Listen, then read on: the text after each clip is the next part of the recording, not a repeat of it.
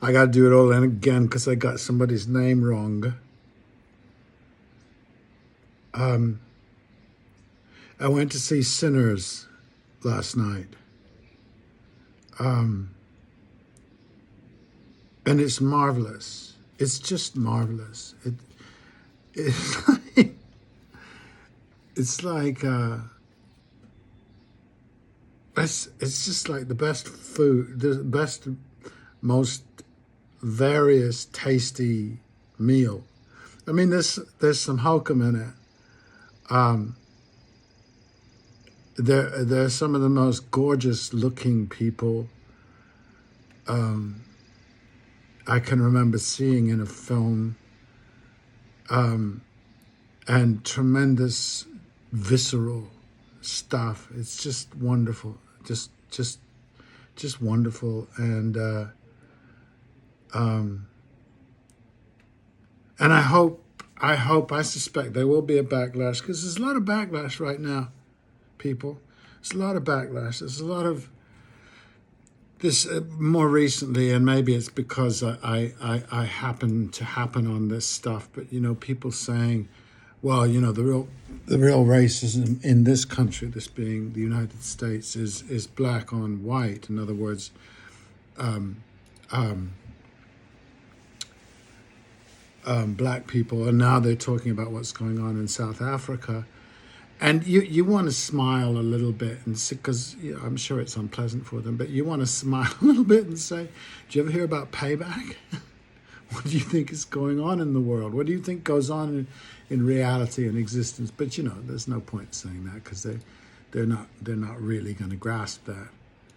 This type of person. But I hope there's not a backlash to it, because it seems to me that it's using it's part of what it's doing, and part of what Coogler's about, and part of what these players are about is that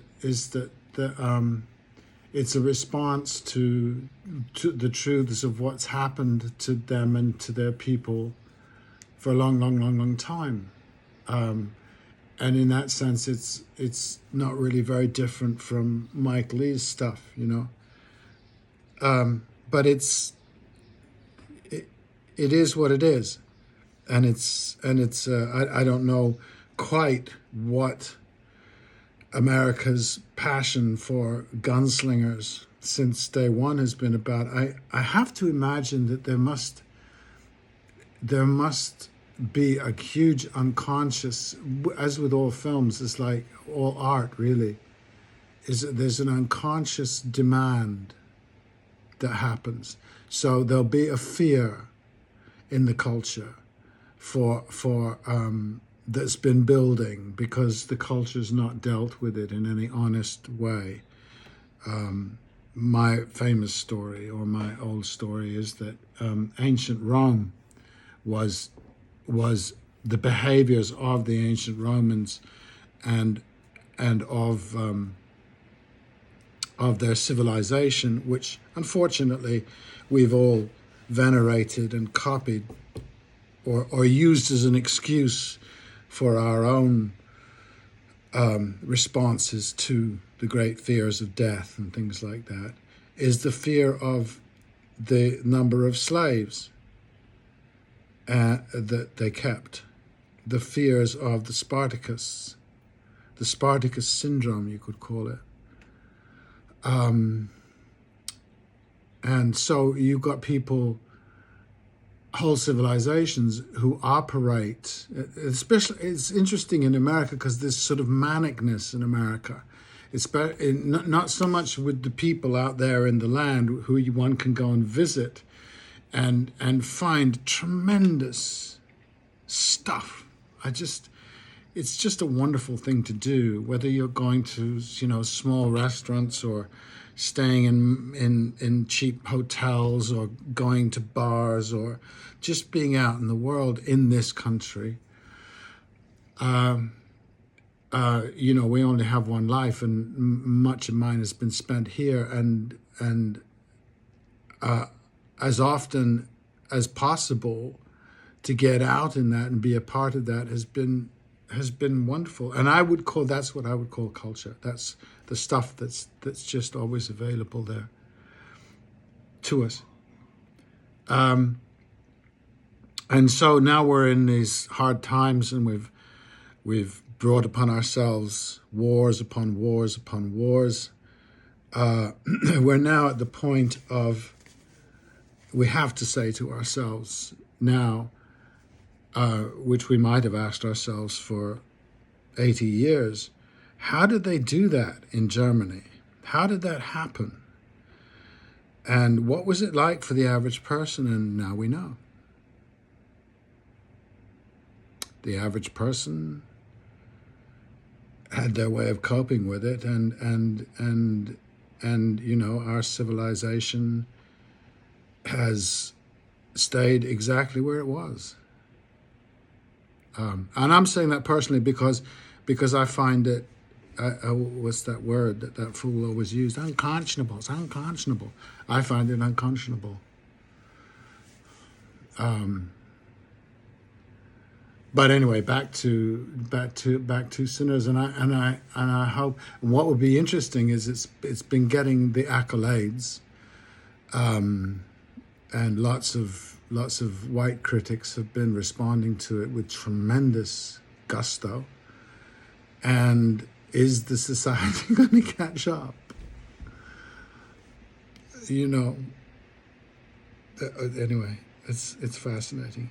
I'm going to announce this because this is my last one today. I'm not going to do this anymore, because I've reached an end, and it would have been, it may even happen in the future that where this becomes a dialogue or a discussion with a group of people. About these, it's all been about my thoughts and my feelings and my responses from my own peculiar upbringing and background to the order, to the events of the day, and what and their depths, their various depths, and it's not done that in any fashion at all, and so. It leaves me at the point of going, there's no point in going forwards with it. But that's not important right now. So yeah, this it's a crossroads, going down to the crossroads. These things, the things fall apart, the centre cannot hold, the mere anarchy is loosed upon the world, the blood-dimmed tide is loosed, and everywhere the ceremony of innocence is drowned. The best lack all conviction, while the worst are filled with passionate intensity. That's W.B. Yeats from The Second Coming. I'm not sure what his deal was, because I don't read other people's analyses of poets and stuff like that, because it would be very disappointing. It needn't be, but it often is. Yeah, I mean, things have to fall apart before they do the next thing, which is hopefully rebuild and come together differently.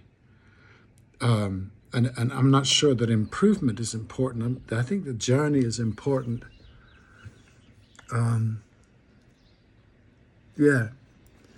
But I did feel watching the film that like one feels living in America or living anywhere in the Western world right now, that for want of a better term, my civilization, the civilization that people like me have created, that I escaped because of my upbringing, because I wasn't brought up within it. I did go back to England as a child in the middle of my life, in betwixt my life in in in Iraq, and then in Trinidad, the West Indian thing. And I came back, and I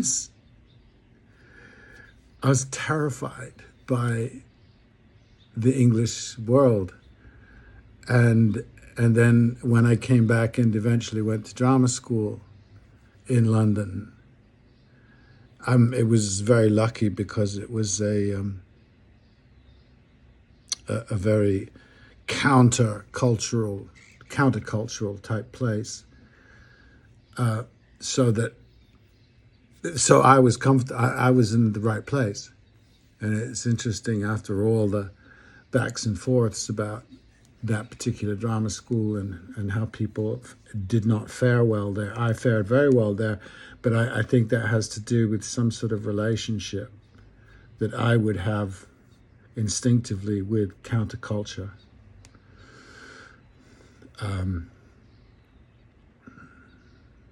Permanently have that relationship. It doesn't go away.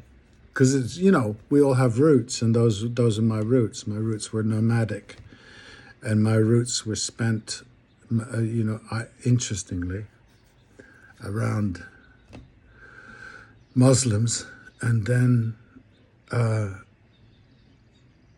Africans, people of African descent and Asian descent, and then to come to the States or whatever. Anyway, so I would suggest going forwards, that having encountered the great works that I have this year, I saw Denzel Washington play Othello, which was just amazing. And I've seen a lot of Shakespeare. It's the best I've seen, and he particularly. And then Adolescence came out. Like an open wound, finally artists cut an open wound into how the culture is operating, and then watching how the culture dealt with that great accusation. It's really funny how they dealt with it. And hopeless, kind of hopeless. So they need to do more of Adolescence. Seeing my friend, genius actor, playing in a simple piece that he made about Hiroshima called A Mistake. And then watching Sinners. So something's on the boil, people, and civilizations are clashing. Ignorant armies clash by night, another great poem. Dover Beach by Matthew Arnold. Gosh. And then is it Coleridge? In Xanadu did Kubla Khan a stately pleasure dome decree, where Alf the sacred river ran. It's great stuff. Anyway, I hope everybody finds a way through it, and I hope, and it looks like some of the arts are stepping up, while art is becoming less and less relevant to the people in power. And that's been a process. As I see it, it's been a process, long time process, when they have basically eliminated it from everyday society. I don't know. Maybe music still infiltrates, because people drive to work a lot, and I think there's music plays, and I just think the balance is tipped with the arts, where people are making art to sell it, and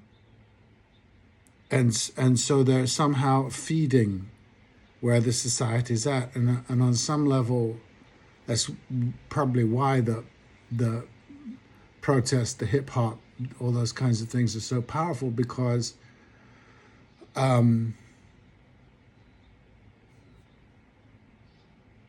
as people looking for, I don't know if it's an explanation, but looking for the culture. And I think the culture is, it doesn't redeem us. It's like mother. It's like the mother.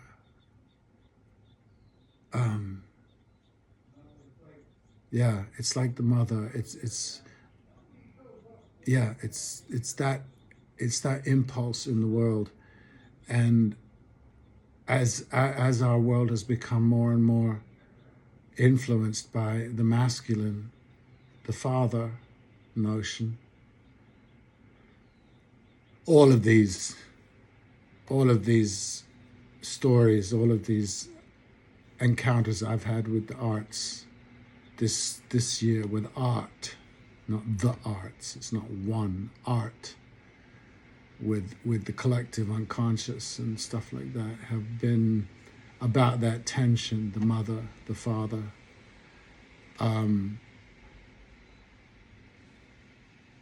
There's, if it's just one, there's an extreme.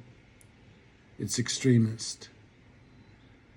And as with the wretched Ross Douthat talking about, God is looking on in disapproval at what we're doing with the sewage in New York City or something like that. I just think, God,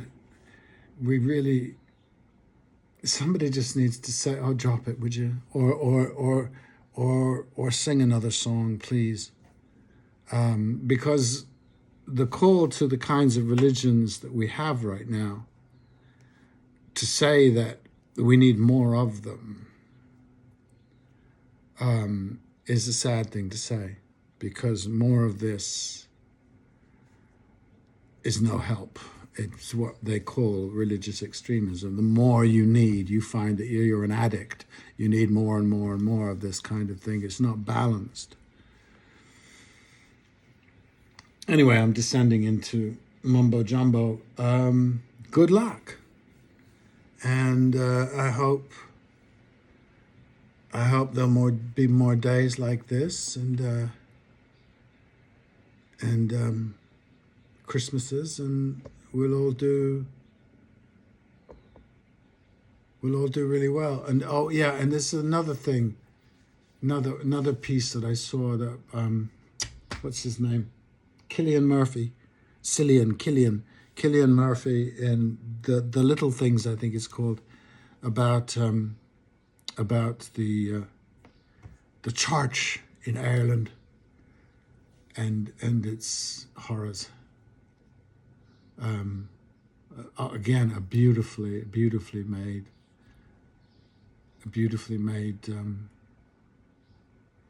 piece of Celtic art.